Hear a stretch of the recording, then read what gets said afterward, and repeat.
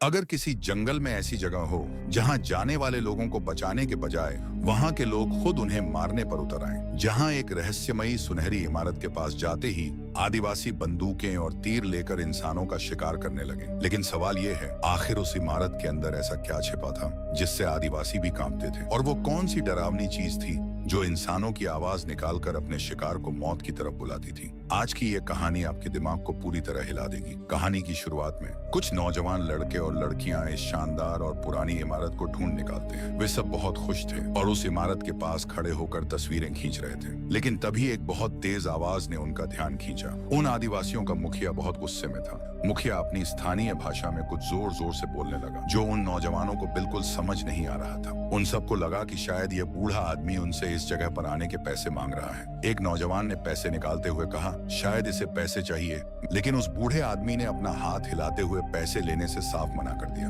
तभी वहां और भी कई आदिवासी लोग दौड़कर आ गए। वे सब नौजवानों की तरफ उंगली दिखाकर कुछ कह रहे थे। अचानक वे आदिवासी पीछे हटे और उन्होंने सीधा अपनी बंदूकें निकाल ली। यह देखकर सभी नौजवान घबरा गए। समूह के एक लड़के ने आगे आकर आदिवासियों को शांत करने की कोशिश की और अपने दोस्त से कहा, अपना कैमरा इसे दे दो। शायद ये लोग बस जंगल में शांति से रहना चाहते हैं और नहीं चाहते कि बाहरी दुनिया को इनके बारे में पता चले। लेकिन जैसे ही वह लड़का कैमरा लेकर आगे बढ़ा, उन्होंने उस लड़के पर हमला कर दिया और वहीं उसकी मौत हो गई। यह सब देखकर वे नौजवान बुरी तरह डर गए। अपनी जान बचाने के लिए वे तुरंत पीछे बनी हुई सीढ़ियों की तरफ भागे। जब वे सब एक साथ उस सुनहरी इमारत की सीढ़ियां चढ़कर ऊपर पहुंचे, तो उन्होंने देखा कि आदिवासी उनके पीछे ऊपर नहीं आए हैं, बल्कि उन्होंने और लोगों को बुलाकर नीचे से पूरी इमारत को घेर लिया है। इमारत की छत पर 2 पुराने टेंट लगे हुए थे। वहां कुछ फालतू सामान पड़ा हुआ था, लेकिन कोई इंसान नहीं था। एक लड़के ने घबराते हुए अपना फोन निकाला और कहा, मैं पुलिस को फोन करता हूँ। लेकिन उसने देखा कि वहां फोन का बिल्कुल भी नेटवर्क नहीं था। इसी दौरान जेम्स नाम के लड़के को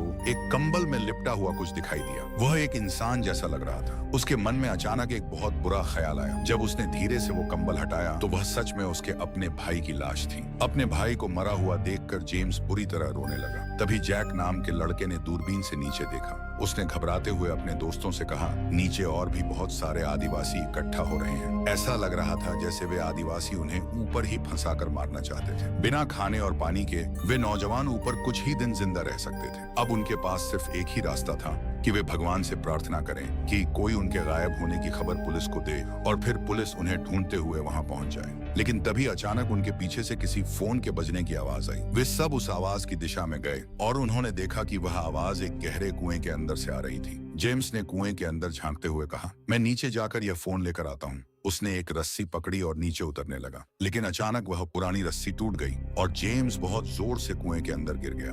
किस्मत से उसकी हल्की हल्की आवाज अभी भी बाहर आ रही थी। वह नीचे से मदद मांग रहा था। यह सुनकर जैक और पीटर ने बाकी बची हुई रस्सियों को अच्छे से चेक किया। उन्होंने सारा नाम की लड़की को नीचे भेज दिया। सारा रस्सी पकड़कर धीरे धीरे कुएं के गहरे अंधेरे में उतरने लगी और सारा संतुलन खोकर सीधे नीचे कुएं की जमीन पर गिर पड़ी। जेम्स की हालत ज्यादा खराब थी। जेम्स के पैरों और पीठ पर इतनी भयानक चोट लगी थी कि वह अपनी जगह से बिल्कुल भी नहीं हिल पा रहा था। कुएं के ऊपर खड़े बाकी दोस्तों को समझ नहीं आ रहा था कि अब वे क्या करें। घबराहट में एम्मा नाम की लड़की दौड़कर उन आदिवासियों के पास गई। एम्मा ने पास पड़ा एक भारी हथौड़ा उठाया और पूरी ताकत से आदिवासियों की तरफ फेंक दिया। वह हथौड़ा जाकर एक छोटे आदिवासी लड़के को लगा। इसके बाद जो हुआ, उसने सभी नौजवानों के रोंगटे खड़े कर दिए। आदिवासियों ने तुरंत अपनी बंदूकें अपने ही लड़के पर तान दी और उन्होंने उसे बेरहमी से गोली मार दी। पीटर ने मिलकर एक जुगाड़ बनाया। उन्होंने लकड़ियों से एक स्ट्रेचर बनाया और जेम्स को रस्सी के सहारे कुएं से खींचकर ऊपर निकाल लिया। उस रात सभी बहुत डरे हुए थे। लेकिन असली डरावनी घटना तो अगले दिन सुबह घटी। जब सारा की आंख खुली तो वह डर के मारे जोर से चीख पड़ी। सारा ने रोते हुए कहा, मेरे पैर को क्या हो रहा है, इसे निकालो। उसके घाव के अंदर कुछ अजीब सी हरी बेलें घुस गई थीं। एम्मा ने जल्दी से उन बेलों को खींचकर बाहर निकाला। फिर एम्मा को जेम्स की चिंता हुई। एम्मा ने घबराते हुए जेम्स का कंबल हटाया और जो उसने देखा, उससे उसके होश उड़ गए। जेम्स के दोनों पैर पूरी तरह से उन भयानक बेलों से ढके हुए थे। वे बेलें उसके घाव को अंदर तक खा चुकी थीं और उसकी हड्डियां तक बाहर दिखने लगी थीं। वे डरावने पौधे उसे जिंदा खा रहे थे। यह खौफनाक नजारा देखकर जैक डर के मारे पीछे हट गया। तभी अचानक कुएं के अंदर से फिर से वही फोन बजने की आवाज आने लगी। अब उनके पास मदद मांगने की सिर्फ यही एक आखिरी उम्मीद बची थी। उन्हें लगा कि अगर वह फोन मिल जाए तो वे पुलिस को बुला सकते हैं। इसीलिए एम्मा और सारा ने हिम्मत जुटाई और वे दोनों एक बार फिर से कुएं के अंदर उतर गईं। कुएं के अंदर बहुत अंधेरा था और वे आवाज का पीछा करते हुए एक छोटी सी गुफा में पहुंची। वहां हर तरफ वही डरावनी बेलें फैली हुई थीं। तभी उन्हें एक कोने में एक औरत की लाश दिखी। ये जेम्स के भाई की गर्लफ्रेंड की लाश थी, जो बहुत पहले ही मर चुकी थी। उसके हाथ में एक फोन था। एम्मा ने अपना डर छुपाते हुए धीरे से वह फोन उठाया, लेकिन उसने देखा कि फोन तो पूरी तरह से टूटा हुआ था। सारा ने हैरान होते हुए पूछा, एम्मा, अगर यह फोन टूटा हुआ है तो फिर बज क्या रहा है? यहाँ दूसरा फोन कहाँ है? तभी उनके बिल्कुल पास से फिर से फोन बजने की तेज आवाज आई। एम्मा ने जब आवाज की दिशा में देखा तो उसके पैरों तले जमीन खिसक गई। वहां कोई दूसरा फोन नहीं था। वह फोन बजने की हूबहू आवाज उन डरावनी बेलों के खिले हुए फूलों के अंदर से आ रही थी। एम्मा ने हैरानी से उस फूल को छूने के लिए हाथ बढ़ाया, लेकिन तभी उस डरावने पौधे ने अचानक एम्मा पर हमला कर दिया। एम्मा ने चिल्लाते हुए कहा, सारा, भागो, यह पौधा जिंदा है। वे दोनों तुरंत बाहर की तरफ भागी, लेकिन सारा का पैर उन बेलों में बुरी तरह फंस गया। ऐन मौके पर एम्मा ने सारा का हाथ पकड़ा और उसे पूरी ताकत से खींच लिया। दोनों ने जल्दी से खुद को रस्सी से बांधा। एम्मा ने जोर से ऊपर की तरफ चिल्लाकर कहा, जैक, पीटर, जल्दी रस्सी ऊपर खींचो। जैक और पीटर ने पूरी ताकत लगाकर उन्हें ऊपर खींचना शुरू किया। जैसे ही वे ऊपर आईं, ऊपर आकर एम्मा जमीन पर गिर पड़ी और हांफते हुए बोली, नीचे कोई फोन नहीं है। वह उन पौधों की एक चाल है। वे इंसानों और फोन की आवाज की नकल करके हमें नीचे बुला रहे हैं। अगर हम जल्दी यहाँ से नहीं निकले तो वे हमें जिंदा खा जाएंगे।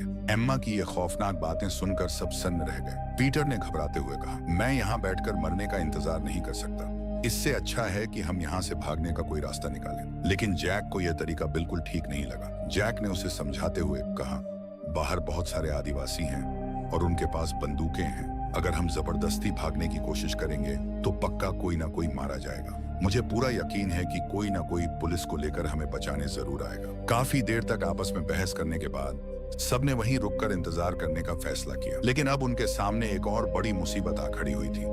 उनका खाना और पानी लगभग खत्म होने वाला था। उन्हें रोटी के एक छोटे से टुकड़े को 4 हिस्सों में बांटकर खाना पड़ रहा था। इससे भी बुरी बात यह थी कि जेम्स की हालत बहुत खराब होती जा रही थी। उसके पैरों का घाव सड़ने लगा था।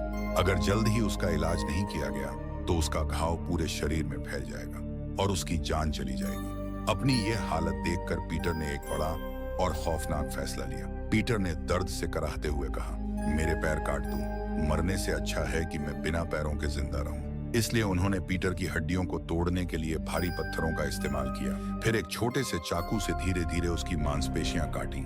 घाव को सड़ने से रोकने के लिए उन्हें एक लाल गर्म बर्तन से उसके कटे हुए हिस्से को जलाना पड़ा। इसी तरह यह दिल दहला देने वाला काम खत्म हुआ। हैरानी की बात यह थी कि पीटर के जो पैर काटे गए थे उन्हें वे डरावने पौधे तुरंत अपनी तरफ खींच कर ले गए। उन्होंने इतनी बड़ी कुर्बानी दी थी, लेकिन उन बेचारों को नहीं पता था कि यह सब बेकार जाने वाला है।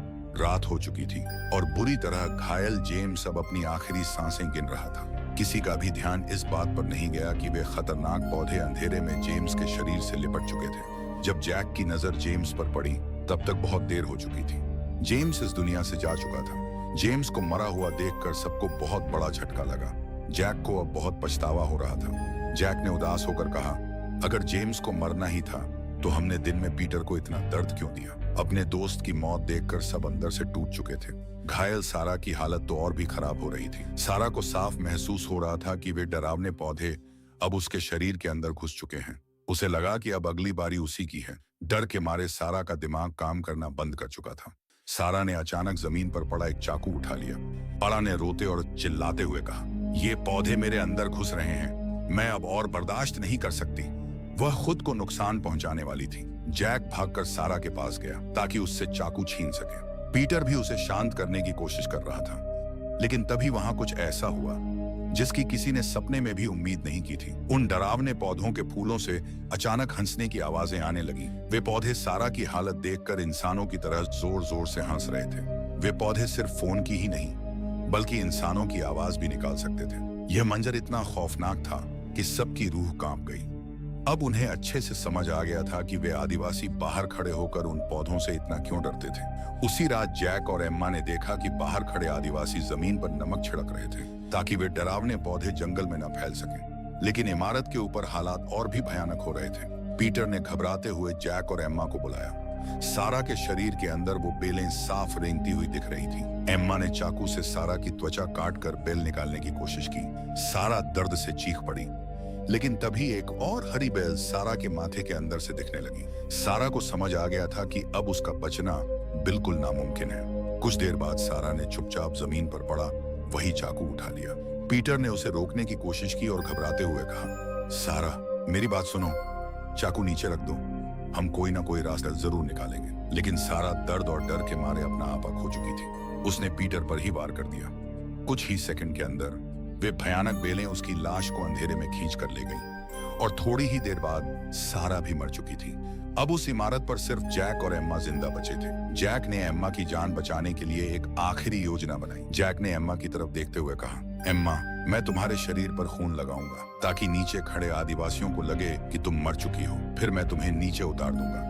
जैक ने एम्मा के कपड़ों और चेहरे पर खून मला और उसे धीरे धीरे नीचे उतार दिया। एम्मा नीचे पहुंचकर एक लाश की तरह जमीन पर लेट गई। आदिवासियों का ध्यान भटकाने के लिए जैक ने दूसरी तरफ जाकर जोर जोर से शोर मचाना शुरू कर दिया। जब जैक को लगा कि रास्ता साफ है तो उसने जोर से चिल्लाकर कहा, एम्मा, यही सही मौका है, भागो। एम्मा तुरंत उठकर तेजी से जंगल की तरफ भागने लगी, लेकिन तभी आदिवासियों ने जैक पर तीरों की बारिश कर दी। एक तीर सीधा जैक को लगा और वह जमीन पर गिर पड़ा। गिरते ही वे खतरनाक बेलें उस पर लिपट गईं। जैक को तड़पता देख आदिवासियों के मुखिया ने दूर से ही अपनी बंदूक से जैक को गोली मार दी ताकि उसका दर्द जल्दी खत्म हो सके। उधर एम्मा रोते और भागते हुए पास खड़ी एक जीप तक पहुंच गई। उसने जल्दी से चाबी घुमाई और किस्मत से जीप चालू हो गई। वह तेजी से गाड़ी भगाकर उन आदिवासियों से बहुत दूर निकल गई। गाड़ी चलाते हुए एम्मा ने राहत की सांस ली और खुद से कहा, आखिरकार सब खत्म हो गया, मैं बच गई। और इसी के साथ ये कहानी यहीं खत्म होती है। अगर आपको ये कहानी पसंद आई हो तो चैनल निशंत सिनेमा को जरूर सब्सक्राइब करें।